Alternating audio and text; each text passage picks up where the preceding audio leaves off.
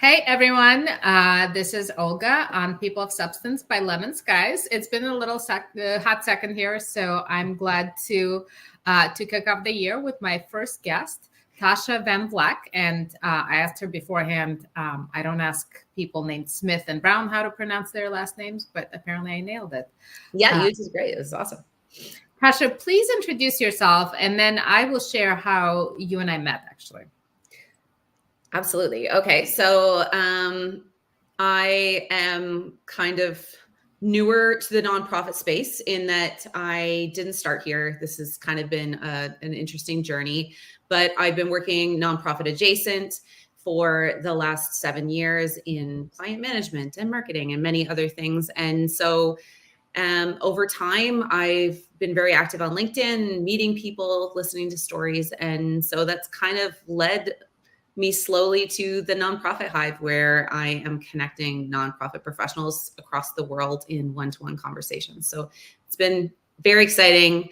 I'm so excited for this new year. It's something I'm just really passionate about.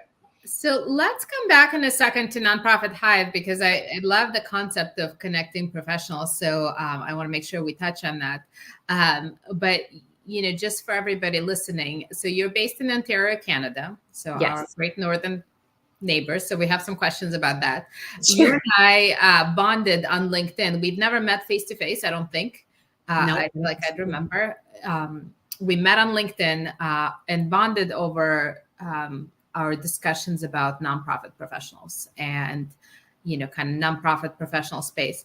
And we continued talking because neither one of us tried to sell the other one on something. No, I don't really have anything to sell other than like connection, I guess, at this point, but it was lovely. And that conversation not only sparked with yourself, but so many other people I think it was an angry rant about my sister is actually what started it, which is not normally how I make friends on LinkedIn, but it worked this time. So yeah. So just for everybody's context, you shared that you had a conversation with a family member who will remain nameless on this. Yeah. Mm-hmm. Yes. I had a conversation and over, right before the Christmas break. And I will preface it by saying I am wildly supported by my family in the work that I'm doing, but it very much was a late night rabbit hole of a conversation where moving uncharitable. I know many of us have been talking about how phenomenal it is and just driving home the underpaid nonprofit sector as a whole. And when I just assumed my wonderful family member was on board with this and agreed with me that nonprofit professionals are underpaid, instead she came back and said, why are they getting paid at all? This should just be a volunteer thing. And it highlighted to me, this is a person who knows what I do in my day job, who knows what kind of nonprofit professionals I'm meeting. I'm constantly talking about cool nonprofits.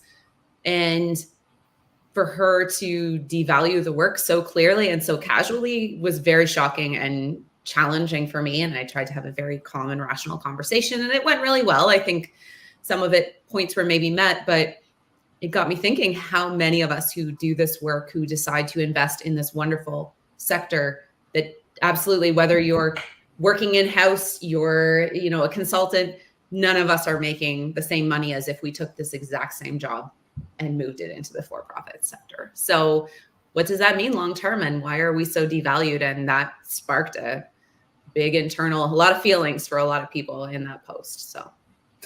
And it's sort of the question of professionalism, right? So the whole idea, well, it feels good. Shouldn't you just want to do it? But it sort of dismisses that you still are a professional, that, maybe you have technical skills, maybe you're an HR professional, maybe you're in finance. So nonprofit staff comes in all flavors, but you're still a professional and you still need to provide for your family, and your skills are on par with somebody who is at a corporate job. Absolutely. And I think that was part of, some educational pieces I was trying to calmly explain to her, was she didn't know people went to school to be nonprofit professionals. Like, she didn't know there was a CFRE. She'd never heard of that, never heard that term before. I said it during this conversation. Why would anyone go to school to fundraise? And that's a wild comment in many ways to make. that, how do you expect people to raise potentially millions of dollars for a nonprofit as someone who's done sales for years and lots of my background is in sales? I always am shocked that more for-profits aren't trying to bring fundraisers over to for-profit, because they're excellent communication skills. They know how to explain impact. They're empathetic and they're well-spoken. In many ways, nonprofit professionals probably are an overeducated sector compared to many. And so the fact that she thought that wasn't how it worked. I'm curious as to how many other people out there have the exact same thoughts on nonprofit work. Well, and I think about nonprofits, right? I think about sort of a very small community, maybe it's a food pantry versus mega nonprofits, right? Like huge footprint. And then also evolving, like, do you want the volunteer to be running your CRM migration? Do you want the volunteer to be in charge of balancing books and reporting on financials? So the demands have changed a lot. So how do we begin to change that conversation? Like, how do we convey to our sisters or, other family members that nonprofit space, we do?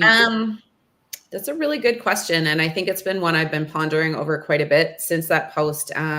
Further conversations, there's some great people in the field, Evan Wildstein and Michelle Flores Vern in particular. I follow on LinkedIn and engage quite a bit with both of those individuals. And, I know there are some thoughts about whether it's that the conversations aren't happening within house often enough at nonprofits to go and educating about what overhead truly is. Everyone's a little bit nervous to say, this is how much money of your money goes here. And so then it's hush hush and kept under covers. And are we doing a disservice to everybody who donates by pretending that that's not critical? So I think there's that piece.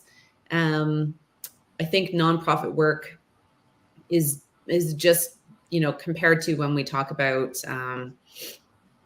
industries in general, nonprofit individuals are not that well connected, like networking as professionals, the professionals that are all over the world. They're not often someone in Texas is not going to be talking necessarily to someone in New Jersey frequently and realizing what's happening within the sector. So I think there's a lot of silos that really need to be broken down just in between organizations to kind of get almost like a coherent messaging on how we talk about nonprofit work. Well, and that term nonprofit, I think it's a very loaded word. Yes. That has implications, because it doesn't mean we're losing money. It just means that money is invested in social mission. Yes. Yeah. And part of the social mission is these wonderful humans behind the work that are doing the work. And, to quote on so much from Uncharitable again, when you have a really experienced marketer, what can they accomplish in terms of reach that then brings in more donation, right? So I think it's probably a misunderstanding also on how much money is being inputted by for-profits to get to where they are. How much money does it require? Nike made X amount last year. Well, how much do they put into marketing and advertising and having the right people in the right roles? And so we're looking at nonprofit work to change the world, but without any world-changing money. That's crazy. Well, and to your point, it takes a lot more ingenuity to sell somebody on buying into mission and making a difference than purchasing a pair of sneakers that have very specific features and fashion aesthetic. Well, you can kind of hold that in your hand, right? It's very hard to hold a mission in your hand. And the nonprofits that are doing it well in some ways are kind of finding a way to give that same feeling of purchase. Yep. But with a mission instead. And some of them are doing an incredible, there's very innovative nonprofits out there that showcase impact consistently and are really they're creating advocates and communities out of their donors. And I think that's true. That's almost an entirely different conversation. But I think the nonprofits that head in that direction are really going to be the ones that see, maybe that conversation about nonprofit work change, because instead you're including them as part of the mission instead of somehow to the side of the mission. So let's shift gears. I like what you said about silos and people not necessarily connecting. And when you and I first started chatting, actually, I didn't realize where you were based. I just never really questioned it. But you're north of the border in Canada, in Ontario. So one question that I always think about is, what is the state of nonprofits in other places, and what are similarities and differences you see? With Canada in particular, I think, having worked heavily in the health-related nonprofits, that's always a big question for me, because our policies and insurance coverage and access to pharmaceuticals are so dramatically different from yours. So what are you seeing that's different in Canada versus what you're seeing in the US? On the surface, I don't think, when I'm having a conversation with an American versus a Canadian, it doesn't necessarily feel, I have multiple conversations every week. I wouldn't say that there's, really a big difference in the individuals who are attracted to the work. It's very, very similar, passionate individuals on both sides. But I think there's like the government piece in Canada, there's a lot more funding going into nonprofits in Canada. We also have a smaller portion and like a smaller percentage compared to the US population of nonprofits, and more funding is available for them. So in some ways, because they're government funded, some of them stay quite small, like the mission stays at X because they're not being given enough funding to necessarily hire the right people. So Canadian nonprofit space, a lot of them are small. There's a couple bigger names, like you noted, with hospital foundations here. In Canada, they often are they have really large fundraising arms. So there'll be a foundation attached to every hospital here in Canada, almost across the board. And that would just be very common. And so I think some charities get around the whole government funding piece and the fact that we're more socialized than the US by adding foundations or nonprofits to a lot of those organizations. And we have a much more stringent charity status, like for receipting and all of those pieces is much stricter in Canada. I used to actually work with a Salesforce for nonprofit partner, and they're totally different ecosystems. Salesforce in the US and Salesforce in Canada are very, very different. So there's some unique pieces like that. But I would say, messaging and language and so many of those pieces feels very similar between countries. So it's more like structural and regulatory things you're pointing to. Yeah, more structural and regulatory. I find when the conversation gets really interesting, and I've been doing this in the nonprofit hive in the last how many weeks, when I get talking to a lot of international charities that are working out of Africa in particular, we have a few members from multiple African countries. That's when it gets really interesting, because things are so wildly different there. There's a lot of regulations still in place, but what they're trying to accomplish is incredible with the amount of money that they're talking about. So it's very impressive to have those conversations. And then you see a much more vast divide, I think, with those countries. That makes sense. So let's talk about Nonprofit Hive. So you co-founded this going on the year, almost its first birthday. We're getting close. Yeah. So we, I guess, but we only started chats in mid-October. So I think we're on the week 13 or 14 in terms of like actually being fully functional platform now. So what does Nonprofit Hive do? Sure. So I'm working on my pitch here. So this is great practice. So we are a video platform, free video platform for one-to-one connection between change makers in the social impact space. I hesitate to say nonprofiteers, although majority of our members are, because we are open to anyone who touches the social impact space. So that is going to be consultants and board members and volunteers, as well as fundraisers and EDs and directors of development. It's truly open to anyone who works in the social impact space. So, and you're matched up with a peer. Yep, matched up with a peer. And we kind of have, during the intake process, a couple questions you're going to answer regarding your nonprofit background. And also, what do you want to talk about? What do you want to connect on? And it's overwhelmingly enjoyable for myself because I get to do all the matching. So after I read through what you're interested in, who you're interested in talking to. Each week you get an invitation on Friday to participate. And if you want to join for the next following week on the Thursday chat, you choose a time slot, and then I see who else signs up for that time slot. And then I get to go, oh gosh. So you're a matchmaker. I am a matchmaker, and it is the most fun I have ever had at work. It's so great. I see an offshoot there somewhere, matchmaking. Yes, yes. It's so fantastic, though. It's so rewarding to put brilliant people in a room together who would never have met each other because their jobs are just so busy. They don't have time to do a reach out. Right. So it's cool. Well, and it saves you kind of the time and trouble of going to, networking event where it's just very random and it's. Yeah.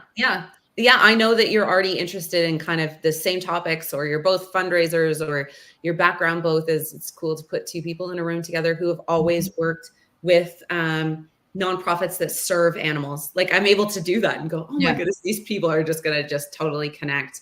And yeah, it's just very exciting to get the reviews afterwards from people who are like, I just can't believe I didn't know this person. So that's very cool. I think it was the Tipping Point book that talked about connectors. So you're really kind of putting that on steroids by finding people that are like-minded. Yeah, like-minded. And I think what's been very interesting with this concept is that people either opt in because they love talking to strangers, or that's not their jam. And so it's totally fine. But it also means the community that's being created is very like-minded automatically by benefit of all being in the social impact space. So your conversation starts out up here instead of down here where you don't understand each other's work in any way.